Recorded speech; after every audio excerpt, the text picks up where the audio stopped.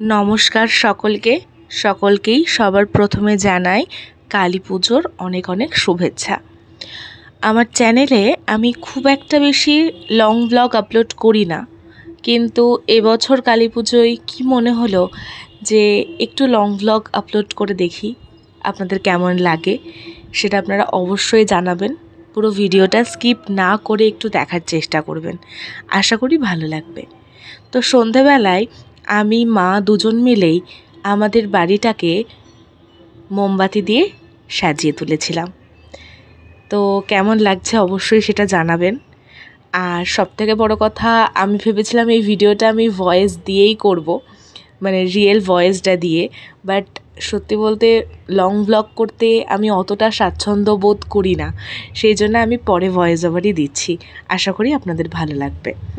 তো আমরা সবার প্রথমে মোমবাতি দিয়ে নিয়েছিলাম এবং তারপরে আমি বেশ কয়েকটা বাজি কিনেছিলাম এবছর, তো সেগুলোই একটু পোড়াচ্ছিলাম। আর আমার ছোট থেকে বরাবরই বাজি পোড়াতে ভীষণ ভালো লাগে, সেটা কোনো শব্দবাজি নয়, এই রং মশাল, তারাবাজি, তুবড়ি, এই রকম ধরনের বাজিগুলো আমার ভীষণ ভালো লাগে। তো তারপরে আমরা তিনজনই রেডি হয়ে নিয়েছিলাম। বাবা যেহেতু বাইরে বেরিয়ে গেছিলো সেই জন্য বাবার ক্লিপিং স্ট্যান্ড নিতে পারিনি। তারপরে বেরিয়েই আমরা আমাদের পাড়ার মানে দাসপাড়ার ঠাকুরকে দর্শন করলাম। আর তারপরেই আমরা চলে গেছিলাম আমাদের রথতলায় একটি ঠাকুর হয় ডাকাতকালী, সেখানে। আর সেখান থেকে চলে গেছিলাম আপনাদের কাছে এখন খুবই পরিচিত যেটা, সেটা হচ্ছে শান্তিপুরের বামাকালী, যার নাচ এখন জগৎ বিখ্যাত বলতে পারেন। তো সেখানে আমরা চলে গেছিলাম। আর ভিড়টা তো দেখতেই পাচ্ছেন, অসম্ভব ভিড় ছিল সেখানে, মানে ভিড় ঠেলে ঠুলে মায়ের কাছে পৌঁছানোর একটা আলাদাই উত্তেজনা সবার মধ্যে। তো আমরাও তার ব্যতিক্রম হয়নি, আমরাও চলে গেছিলাম মায়ের কাছে।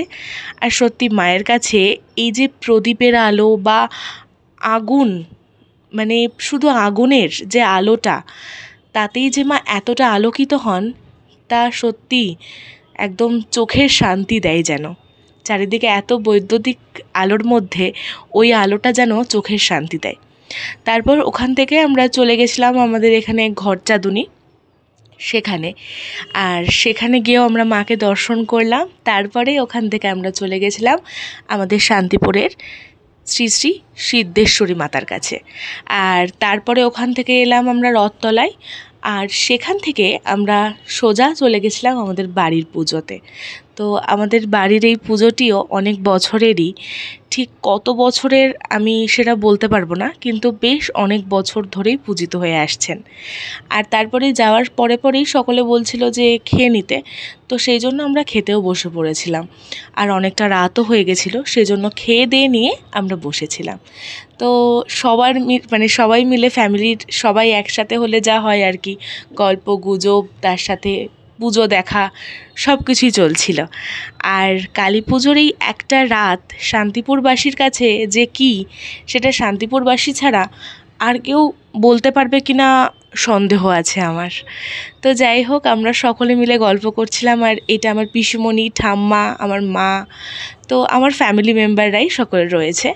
আর বাইরে তখন চলছিল একদম বাজি ফাটানোর প্রতিযোগিতা, না প্রতিযোগিতা নয়, বাজি ফাটানোই চলছিল সবাই মিলে আর কি মজা করে। আর সাথে এদিকে পুজোও চলছিল। আর এই যে আমার ভাই জন্টি, মানে আমার পিসির ছেলে, তো আমরা সকলে একসাথে হলে আমরা যে কী আড্ডা মারি সে আপনারা না দেখলে বুঝতে পারবেন না। আর এখানে তো পুজো চলছিল, আর সাথে কেউ একটু ঘুমের ঝুলে ঢুলছিল। যাই হোক, তো এই কালী পুজোর রাতটা, একটা দিন যে কিভাবে কেটে যায় চোখের নিমেষে সত্যি বোঝা যায় না। আর এতটাই ভালো লাগে, মানে অসাধারণ।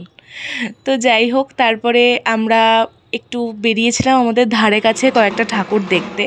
তো এটা হচ্ছে আমাদের শান্তিপুরের একটা বিখ্যাত বাড়িটি ঠাকুর, সেখানে গেছিলাম। তারপরে আমাদের কাশারিপাড়ার যে ঠাকুর, সেখানে গেছিলাম।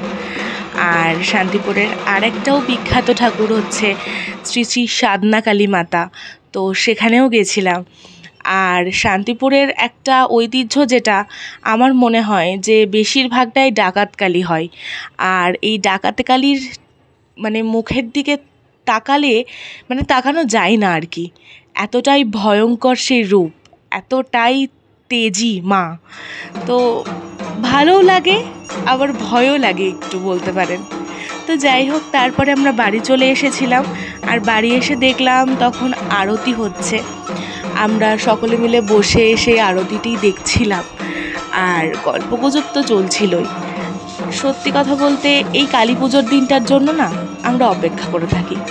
এই যে ফ্যামিলির সবাই এক হওয়া, এক হয়ে বসে যে গল্প আড্ডা, যে একটা সুন্দর বিষয়টা তৈরি হয় না, সেটা অন্য কোথাও হয় না। কারণ এখন সবাই সবার কাজে ব্যস্ত, সবাই সবার নিজের জীবন নিয়ে ব্যস্ত।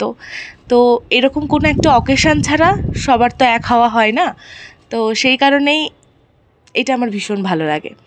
আর আমাদের বাড়িতে একটা ঐতিহ্য বলতে পারেন, এটা অনেক জায়গাতেই হয় আবার অনেক জায়গায় হয় না, সেটা হচ্ছে ধুনো পোড়ানো। আর এই ধুনো পোড়ানোর সময়, মানে ধুনো পোড়ানোর পরে বাচ্চা হোক বড় হোক সকলেই না, যারা ধুনো পোড়ায় তাদের সবার কোলে বসে। আর এটা সত্যি একটা অন্যরকম অনুভূতি। এটা যারা করেছেন তারা ছাড়া আর কেউ বুঝতে পারবে বলে মনে হয় না। তো আমি, ভাই সকলেই আমরা বম্মা পিসিমণি সবার কোলেই বসেছিলাম। আর পুজো শেষ হতে হতে তো প্রায় 6টা বেজে গেছিলো। তো তারপরে আমি আর মা মিলে সকালের সুন্দর প্রকৃতি দেখতে দেখতে, সানরাইজ দেখতে দেখতে আমরা বাড়ি চলে আসছিলাম। আর প্রতিবারের ন্যায় এবারও আমরা সারা রাত জেগেছিলাম পুজোতে। আর এবছর আর উপোস করা হয়নি, তো দেখা যাক সামনের বছর কি হয় না হয়। যাই হোক, এবারের মতো টাটা।